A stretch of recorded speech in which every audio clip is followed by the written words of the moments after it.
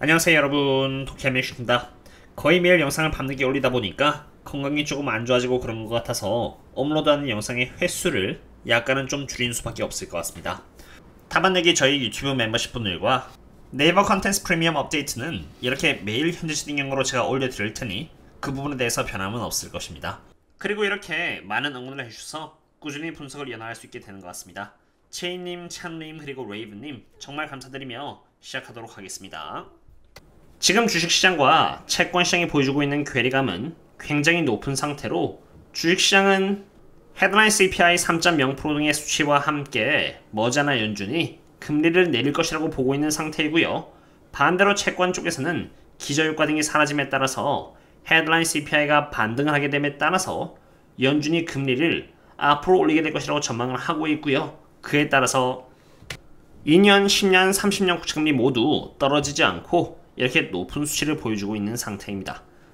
괴리감을 수치적으로 보여준다면 이 정도로 주식시장과 채권시장이 제각기를 간 적은 없는 상태인데요. 여기 하얀색은 나스닥 기대 수익률로 떨어지면 떨어질수록 주가가 올라간다는 것을 의미하고요. 여기 노란색은 10년 국채금리인 채권시장으로 인플레이션이 심할수록 올라가며 하얀색과 노란색의 스프레드가 가까워질수록 이 두 개 사이의 스프레드는 심하게 이렇게 하락하는데, 그러면 그럴수록 주식시장과 채권시장의 격차는 그만큼 커져 있음을 의미합니다. 다시 말해서 둘 중에 하나는 심하게 거짓말을 하고 있음을 의미하는 것이죠. 제가 꾸준히 주식시장을 지상으로 조심해야 한다고 일관적으로 외치는 이유는 동일하며 변함이 없습니다. 왜냐하면 오랜 기간에 걸쳐서 일반적으로 주식시장보다 채권시장이 항상 더 현명한 선택을 해왔고요. 몇 개월 뒤에 나중에 돼서야 주식시장은 한꺼번에 그 흐름을 반영한 등의 모습을 역사적으로 여러 차례 변함없이 보여주었기 때문입니다. 이 대목에서 알 수 있는 점은 닷컴 버블이라던가 리만 사태라던가 유럽 부채 혹은 코로나 사건 등 매 위기 때마다 주식시장과 채권시장의 격차는 매우 컸습니다만 그것에 대한 원인을 다른 데서 찾음으로써 이번엔 다를 것이다라고 별개화하는 것 같습니다. 그럼 어떤 이유에서 채권은 국채금리를 꾸준히 높여나가는 방향으로 나아가고 있는지를 보려고 하는데요. 국채금리가 상승세를 유지한다는 것은 연준의 금리를 당분간 낮추지 않는다는 이유에서이고, 낮추지 않으려고 하는 이유는 인플레이션이 강해서입니다. 그렇다면은 왜 인플레이션이 강한지를 봐야겠죠. 가장 먼저 여기 US Break-Even 10-Year Inflation을 보고자 합니다. US Break-Even 10-Year Inflation은 앞으로 10년 뒤의 인플레이션 수치를 보여주는 수치인데, 연준은 장기적으로 2%의 인플레이션을 바라보고 있는 상태에서 몇 달 전까지만 해도 평균 약 2.25% 정도였습니다만 어느새 이 수치는 2.34%까지 치솟았습니다. 최근 연준이 금리를 동결함으로써 인플레이션이 장기적으로 진정이 되지 않고 오히려 더 올라버린 셈입니다. SVB 뱅크런이 터지고 나서 이렇게 한때 2.5%였던 US Break-Even 10-Year은 경기 침체 가능성과 함께 급속도로 이렇게 떨어졌지만 지금은 3월 이후로 오히려 최고점을 이렇게 갱신을 하고 있습니다. 연준이 2013년에 금리를 올렸다라고 하지만 결과적으로 봤을 때는 사실 인플레이션은 개선된 게 없는 것입니다. 그럼 10년 말고 3년에서 5년짜리도 보고자 하는데요. 10년과 마찬가지로 장기적인 인플레이션 전망치는 떨어지지 않고 계속 오르고 있습니다. 헤드라인 CPI는 3.0%까지 하락했는데도 불구하고 인플레이션 전망치가 떨어지기는커녕 계속해서 반등을 이어나가고 있는 것이죠. 이렇게 장기적인 인플레이션이 떨어지지 않고 반등을 이어나가고 있는 이유는 연준의 금융정책이 여전히 생각보다 약해서입니다. 저희 멤버십 분들께 제가 종종 업데이트를 드리는 지표 중 하나가 바로 여기 시카고 Fed National Financial Index로 이게 떨어지면은 금융 컨디션에 있어서 완화를 의미하고 상승하려면은 긴축을 의미하는데, SVB 뱅크런 이후로 금융 컨디션은 긴축이 아닌 이렇게 꾸준히 완화를 보여줬습니다. 왜냐면 인플레이션이 아니라 경기 침체를 더 높은 가능성으로 내다보았기 때문이죠. 그리고 당연히 최근 연준이 금리를 인상하지 않고 스킵한 것도 한몫했습니다. 그리고 주가의 경우는 이러한 지표와 반대로 이렇게 완화를 보여줌에 따라서 주가는 상승을 이어나간 것이죠.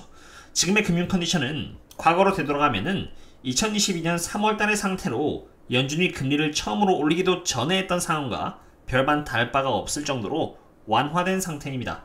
물론 인플레이션의 수치는 아까 제가 보여드린 대로 꽤나 가파르게 반등을 하고 있는 상태인 것이죠. 다시 말해서 지금 주식시장은 연준이 금리를 올리기도 이전인 상태로 미리 주식을 전부 다 과거에 맞게 반영을 해버린 상태입니다. 골드만 삭스의 파이낸셜 컨디션을 봐도 마찬가지입니다. 지금 99.41을 이렇게 보여주고 있는 상태로 3월 이후로 꾸준히 완화되었음을 보여주고 있는 상태이고요. 연준이 금리를 올렸다라고 하지만 전혀 긴축적이라고 해석되지는 않습니다. 그리고 금융 컨디션의 또 다른 지표인 블룸버그 파이낸셜 컨디션 지표도 마찬가지입니다. 다만 이 지표는 하락할 때는 긴축을 의미하고요. 상승할 때는 완화를 의미하는 아까와는 반대 방향으로 측정이 되는데, 마찬가지로 여기 3월달 SVB 뱅크런 이후로 꾸준히 완화가 되었고요. 완화된 수치는 2012년 초의 수치와 별반 차이가 없습니다. 연준이 금리를 가장 처음으로 올리기 전 상태로 완화가 된 것으로 지금의 금융 상태는 금리 인하가 이미 전부 다 된 상태만큼이나 완화된 것입니다. 긴축이 되었어야 할 금융 컨디션이 완화가 돼도 너무 많이 완화가 된지라 CDX 마켓 인덱스 또한 2023년 이후로 굉장히 낮은 수치로 떨어졌으며 2022년 초 대비해서 별 다를 바가 없는 상태이고요. 마켓 CDX 인덱스는 빅스의 선행지표인 만큼 이 지표에다가 빅스를 넣으면은 마켓 CDX와 빅스의 상관계를 볼 수 있는데, 이 두 개가 함께 간다는 것을 볼 수 있습니다. 파란색이 빅스입니다. 금융 상태가 완화됨에 따라서 마켓 CDX 인덱스가 3월달 시작으로 해서 이렇게 하락하고, 마켓 CDX 인덱스가 하락하니 빅스도 함께 하락을 하면서 13.60이라는 거의 2018년 이후 최저치를 보여주고 있고, 그러다 보니 낮은 프리미엄과 함께 Zero-T 콜 옵션이 쉽게 거래됨에 따라서 주가는 더더욱 높게 상승할 수 있게 된 것입니다. 주가가 오른다고 하더라도 주가의 펀더멘털이라고 할 수 있는 그러한 부분들이 개선이 되어야 앞으로 주가가 문제없이 꾸준히 상승을 이어나갈 수 있을 것이라고 보고 있고요. 제가 멤버십 분들께 제공하는 데이터 분석은 일반적으로는 볼 수 없는 지수의 펀더멘털을 구성하고 있는 로우 데이터들로 이들의 흐름을 매일 관찰함으로써 주식시장의 상승이 정말 이유 있는 상승인지 또는 이유가 부실한 상승인지를 매일매일 멤버십 분들께 공유를 드리고 있습니다. 이러한 과정을 통해서 나중에 추후에 정말 주식이 앞으로 꾸준히 상승할 수 있는 조건들이 만족되었을 때 멤버십 분들 상으로 긍정적인 분석을 공유드릴 수 있을 것이라고 보고 있습니다. 제가 거시경제 말고도 집중적으로 분석하고 있는 분야는 바로 원유 섹터인데요.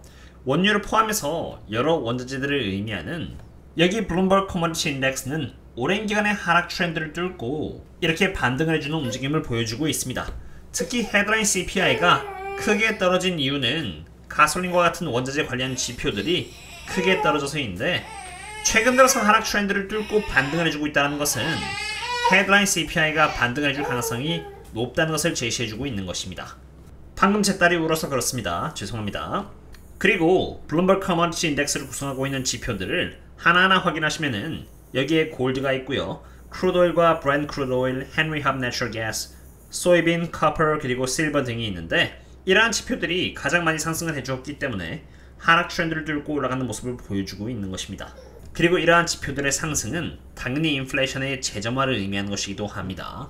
인플레이션을 대상으로 해칭하기 위해서 저 스스로도 원유 섹터에 투자를 해나가고 있고, 인플레이션이 재점화될 가능성이 높다는 것을 알고 있기 때문에 현금을 모아나감으로써 앞으로의 흐름에 대비를 하고 있는 상태입니다. 그리고 채권 쪽도 비슷한 흐름으로 대비를 하고 있는 것이죠.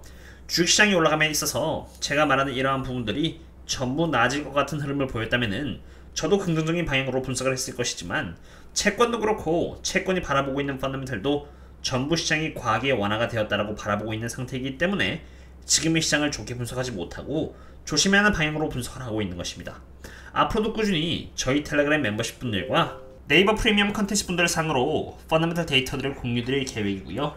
네이버 프리미엄 컨텐츠의 경우는 7월 말까지 50% 세일이 적용되고 있는 만큼 참고하시면 좋을 것 같습니다. 몸이 많이 안 좋아졌는지라 유튜브 분석을 매일 하는 것은 힘들 것 같고요. 그럼 나중에 또 찾아뵙도록 하겠습니다. 다들 즐거운 주말 되셨으면 좋겠습니다. 그럼 다음에 또 만나요. See you later.